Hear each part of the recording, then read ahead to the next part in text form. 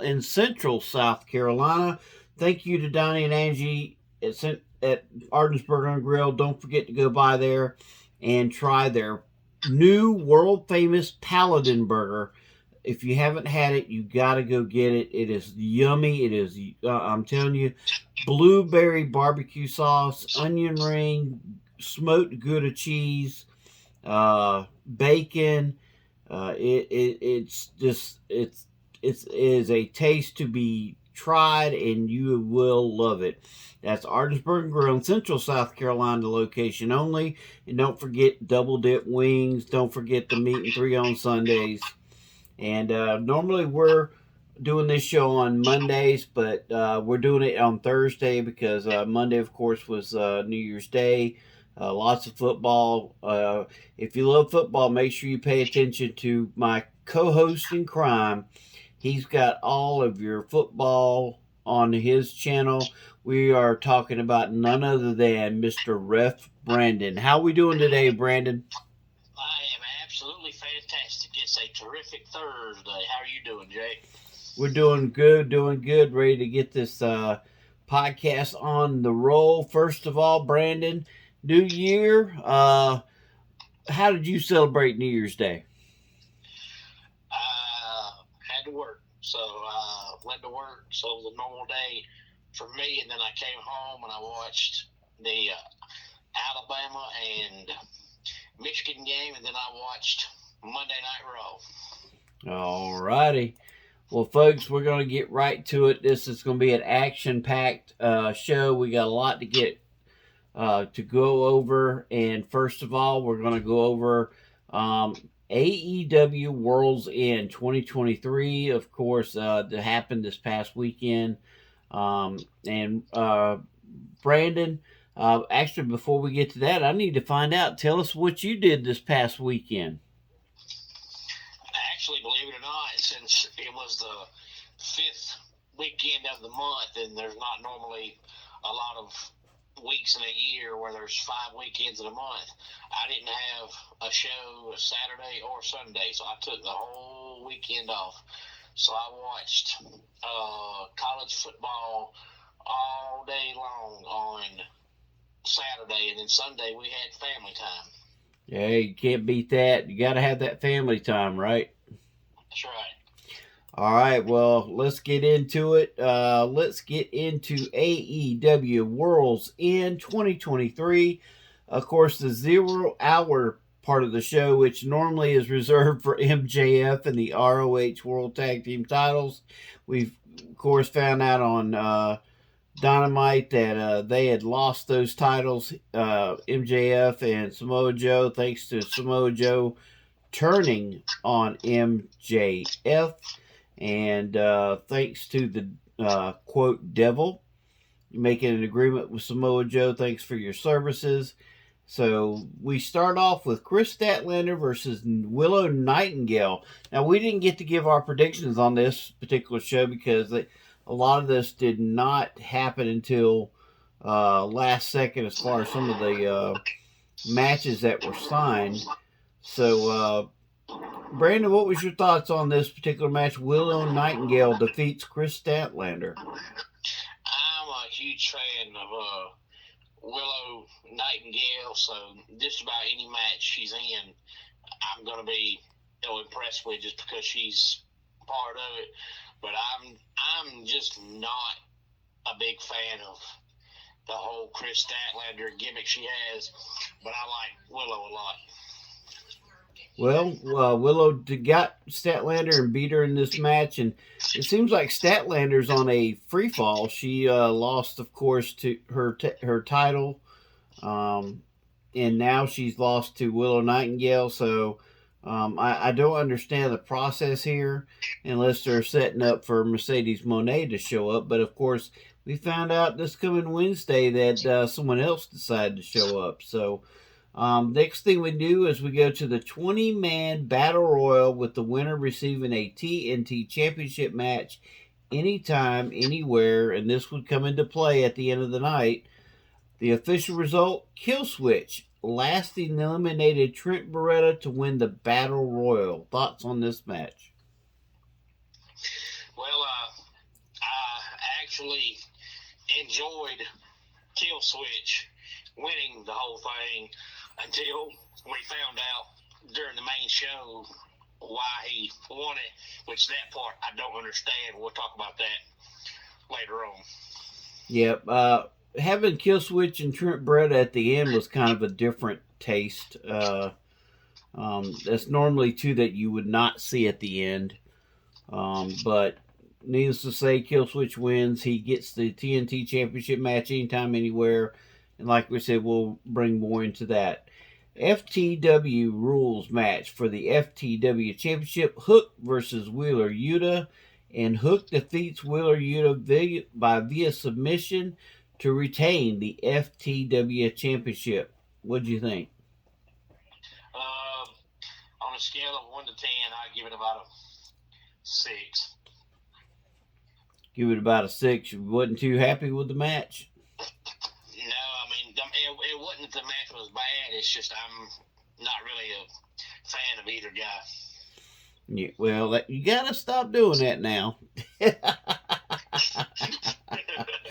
I'm not a fan of the FTW title, but because I think there's just one too many championships in AEW. Yeah. But it's kind of one of those belts they just brought in, and they really never done a whole lot with it. Well, it was okay at first when there wasn't as many titles, but now there's enough titles to give everybody a title. So now we go into the main card, and it starts off with a match that I thought would be further along in the show, but they go with it anyway. Bryan Danielson, Claudio Castagnoli, Mark Briscoe, and Daniel Garcia versus Jay White, Brody King, Rush, and Jay Lethal. And Daniel Garcia, Mark Briscoe, Claudio Castagnoli, and Bryan Danielson defeat Jay Lethal, Jay White, Brody King, and Rush via pinfall. Your thoughts?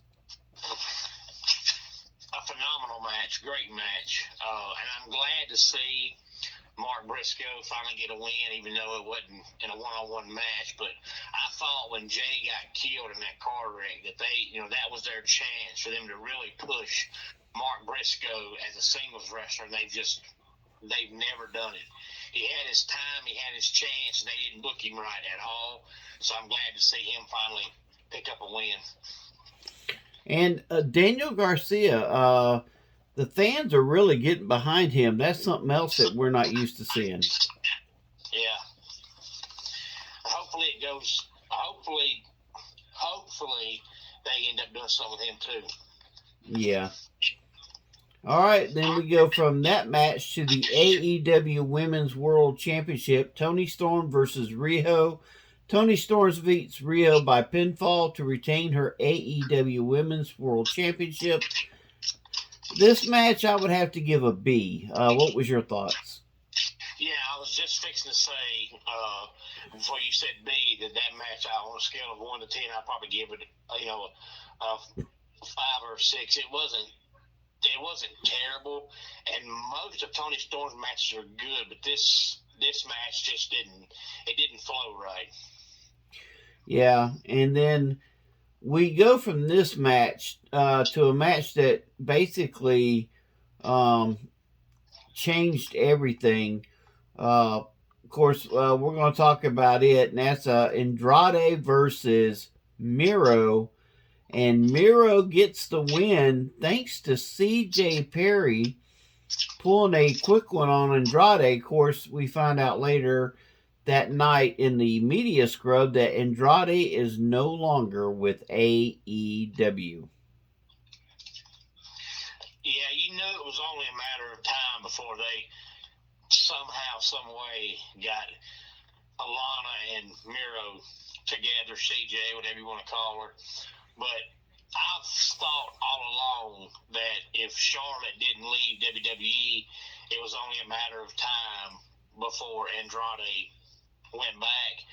And ever since he signed there, they really haven't done a whole lot with him. He's basically been a mid-card guy, just like he was in WWE. So if you're going to be a mid-card guy in both places, you might as well go. At least you can be with your wife.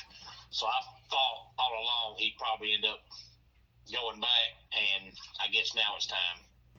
And do you see him joining the LWO with his former a manager, uh, Zeta. Yeah, that'd be cool. All right, and then we come to a match that once again we didn't think we would see because it was supposed to be Swerve Strickland versus Keith Lee, but then we find out Keith Lee is mysteriously injured, and Dustin Rhodes takes his place. Which when you seen Dustin join, you kind of know that it was going to go a different way. Um, so Swerve Strickland gets the win over Dustin Rhodes. And I think the time has just about come for Mr. Dustin to retire. Yeah, it has, and I kind of feel like Swerve was going to win, either way. But I believe that might have been Dustin's at least last pay-per-view appearance, unless something, major happens down the road. He might wrestle again on occasion on TV or the house show. I doubt it though, but yeah, I think his pay-per-view time has come to an end. But I think he's 55 now, 56. So he's up there in age. Well, he's doing more of his school thing, but a lot of people think he's going to finish his career in WWE with his brother and go into the Hall of Fame. Yeah, that's a very, very, very good possibility. I know The Undertaker made a comment about that this past week, that he thinks that Dustin is long overdue for Hall of Fame. Yeah, he is, but Dustin's one of those guys that he's a great wrestler and always has been, but he's never been a world champion. He's always been kind of a mid-card guy. So you wonder, will they put him in because his accolades really, he's never really got a whole lot of exposure outside of being a mid-card wrestler. Yeah. Well, then we go to another 8-man tag. We got Sting, Darby Allin, Chris Jericho, and Sammy Guevara turning against Don Callis, and it's Ricky Starks, Big Bill, Powerhouse Hobbs, and Kensuke Takashika. And the official result: Sammy Guevara, Sting, Darby Allin, and Chris Jericho defeat Ricky Starks, Big Bill, Powerhouse Hobbs, and Takashika via pinfall. What was your thoughts? I gave this match, considering it was an 8-man tag, I actually gave it an A. I gave it an A minus, but I think it was worthy of an A, considering it was an 8-man tag, and it really could have went a whole different way. Yeah, Takashita's a really, really, really good wrestler, but I'm like you. The match itself was good. I'm just not a big fan of having two 8-man tag team matches on the same card because there's only so much you can do with 8 men in the ring, and then you do it not once but twice. But the match itself was good. Do you think they're doing this because they're trying to get as many guys on these pay-per-views so they're not lost in the shuffle? I mean, because they've got so many with ROH, AEW, and they're doing their best to try to get as many of them out there. Yeah, I do. And I told my wife, when Tony Khan first went on his first hiring spree, I said, there's no point in having 300 wrestlers because you can't use everybody. It's an impossibility. And then you're going to have guys eventually start leaving the company because you're not using them. But when you've got that many wrestlers, you cannot use that many wrestlers consistently. You just can't do it. So I think that's why they're doing it. It's either have 8-man matches or it's have a pay-per-view with 15 matches. That's too many. Yep. And then we go from there to a match that honestly was weird. I still I don't understand the reasoning for this particular match, but house rules match for the TBS Championship. Julia Hart defends her title against Abaddon, and Julia Hart beats Abaddon to retain the TBS Championship thanks to a little help.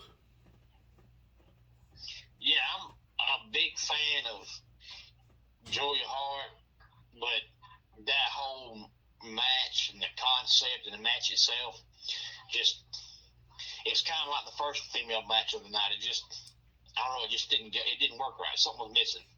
Well, the only thing I loved is the backside views of Sky Blue. Yeah, and you're not the only one that says that. They're using her assets in a whole new manner right now. So that's all we can say, and we're gonna just keep moving on from that particular one. Then we go to what I think was pretty much a match that could have stole the show and was up until the very, very, very, very, very end. No disqualification match for the TNT Championship. Christian Cage versus Adam Copeland. Official result was Adam Copeland defeated Christian Cage by pinfall to win the TNT Championship. Your thoughts on this match as it stood right there? I thought that part of it, for both guys to be 50 years old, I think, of course, they're best friends. Of course, it's going to go good, but I thought the match was exceptional. I agree. Even with the Waynes interfering, I think the match just was nuts. The tables on fire, fighting all up and down the aisles. Some of the massive hits and moves they did, it was reminiscent. It was like they was trying to take tables, ladders, and chairs and create something totally different. And I think they did a good job of storytelling up until the point where Adam Copeland won the title. Then out of nowhere, what's that noise? It's like a heavy breathing. I don't hear it, so I don't know. Yeah. Christian Cage has Killswitch come down. Killswitch gives Christian Cage the TNT Championship match opportunity, and therefore Christian Cage ends up turning it in and recapturing the TNT Championship, which I give a C plus to. But at the same time, you kind of saw it coming, but you was hoping it wouldn't show up. Yeah, there's several ways they can go with it now, because now they could have Killswitch get mad at Christian Cage and start a feud between them because he gets a title shot and then Christian Cage takes it from him. But you kind of wonder, what's the whole point of Adam Copeland getting that belt for, I think it was 11 seconds was the official time. So that kind of made no sense at all. I guess he could say, hey, I want a TNT title there, but I don't really see the point of winning that. I mean, it's not a world title, so what's the point of winning a mid-card title for 10 seconds? I don't really understand that. But Christian has really grown that title into being a significant title, kind of like what the world title is on Seth Rollins compared to what Roman Reigns has around his waist. Yeah. And then we come to the triple belt match, basically.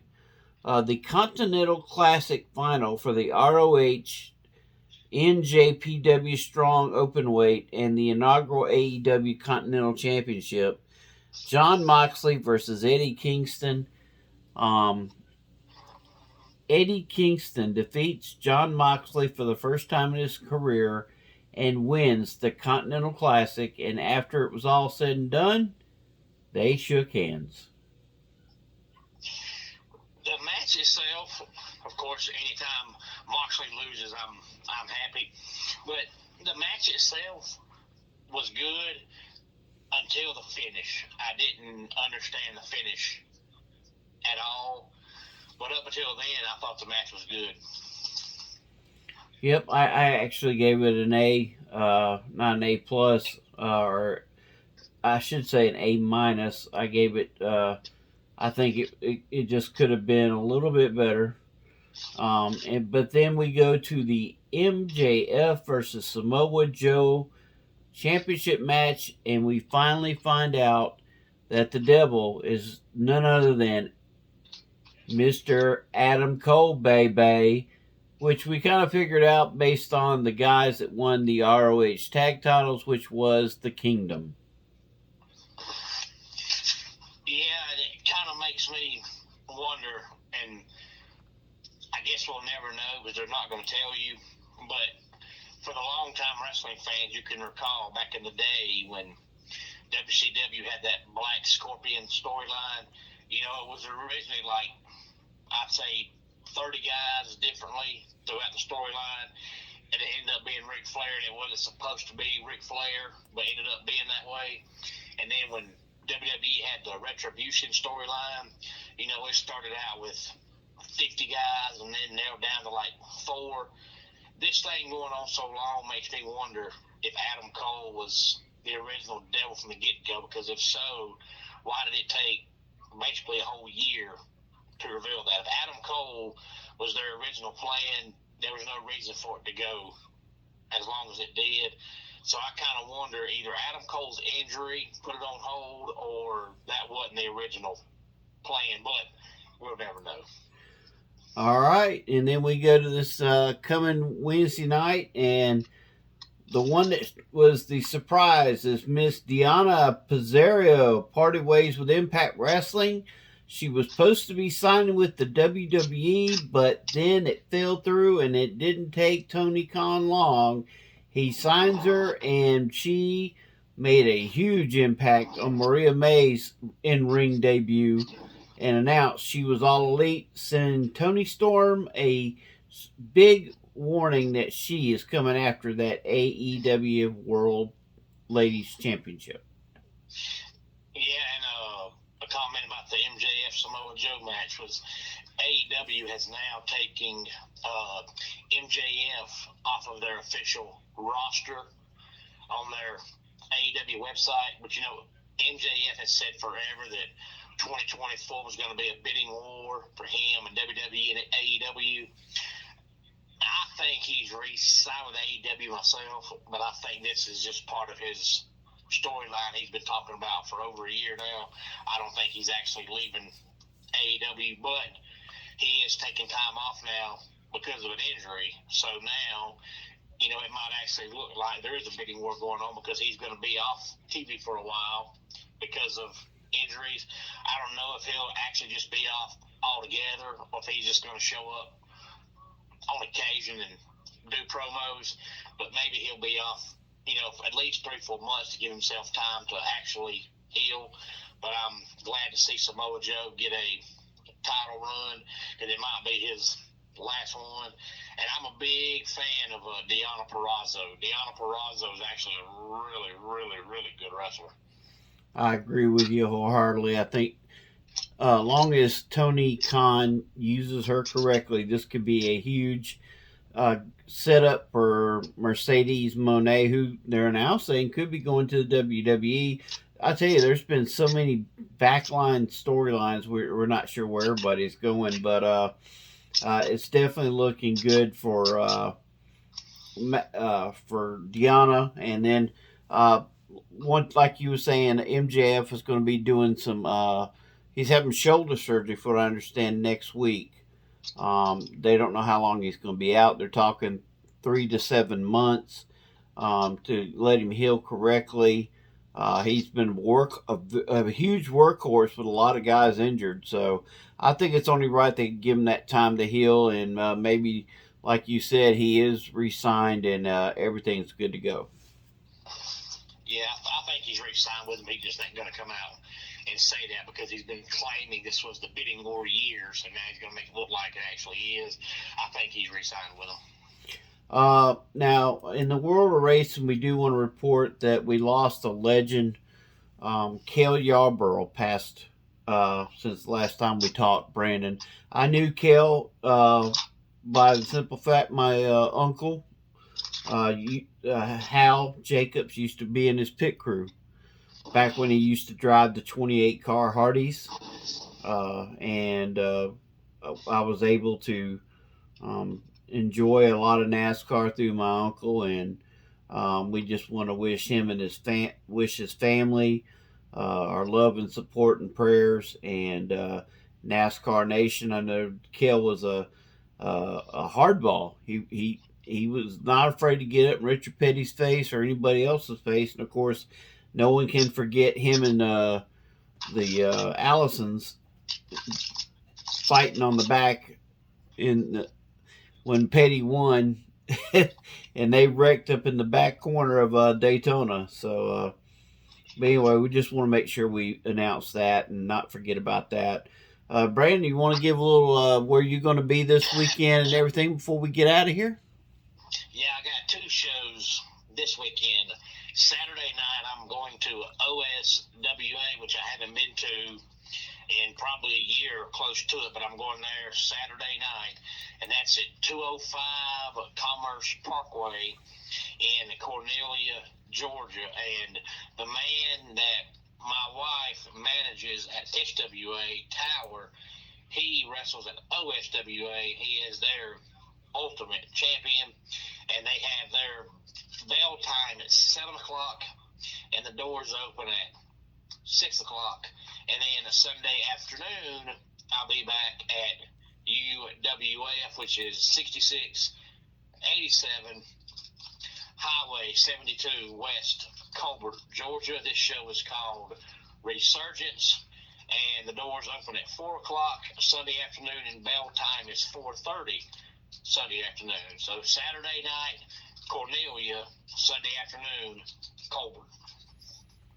Well, there you go, folks. That's where Brandon will be this weekend. Make sure you go out and support our independent wrestlers, and of course, we'll be having more big news about Brandon and the Master Fanboy are going to be hooking it up in the year 2024 that we're in. We'll have more news and notes as that becomes closer.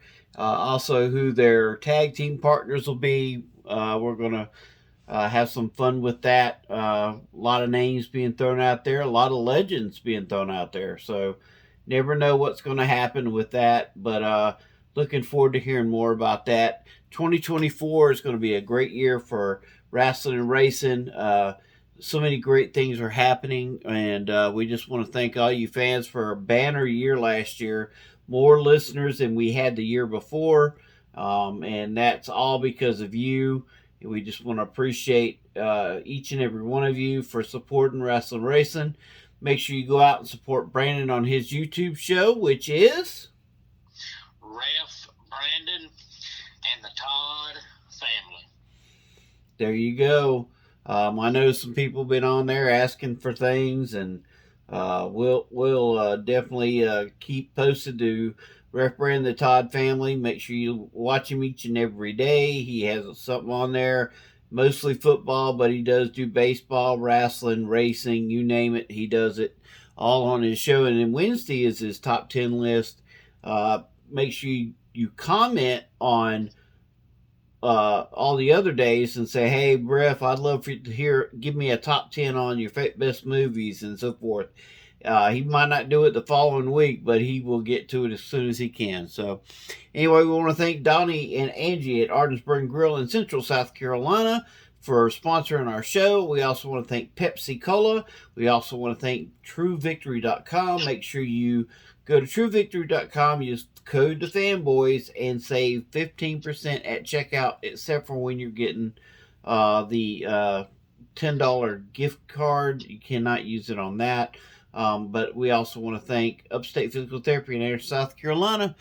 Well, Brandon, great week. We was able to catch up a little bit, and we'll be back to our normal time next week on Monday night at 8 o'clock. And we will, of course, it's posted up by usually 9:30.